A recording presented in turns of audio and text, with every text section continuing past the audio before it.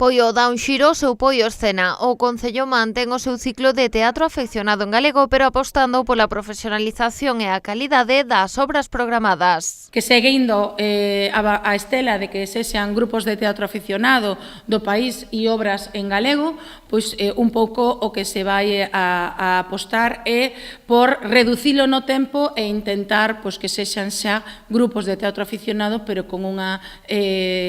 maior calidade ou con máis profesionalidade cos que viñan até o de agora. Con este obxectivo, os organizadores reducen á metade a programación. Así pasan de 12 a 6 obras que se representarán entre os meses de abril a setembro, repartidas entre espazos abertos e pechados do Concello nas parroquias de Combarros, Amieira e Raxó. Se sigue mantendo ese orzamento de 6.000 euros para esta actividade, que por un lado son para esas representacións semestrais, pero tamén vai haber, para medio técnicos cando haya que poñelos, para cartelería, pero tamén para 2 premios que vai haber e que se van a entregar nunha gala de clausura que vai a ter lugar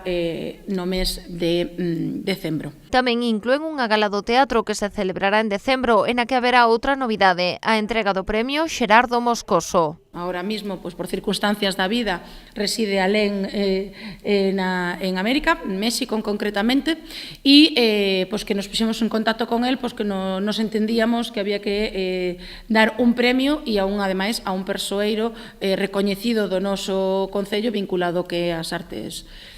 escénicas, e ese sería o premio Xerardo Moscoso á mellor representación, que levaría un premio adscrito de 600 euros e un trofeo conmemorativo, e despois tamén manteremos ese premio do público que ten unha cuantía un pouquiño máis baixa, que sería de 400 euros. Ata o vindeiro 1 de marzo estará aberto o prazo para que as compañías teatrais presenten as súas propostas. Un comité formado por representantes de todas as entidades organizadoras será o encargado de escoller as obras que formarán parte da programación.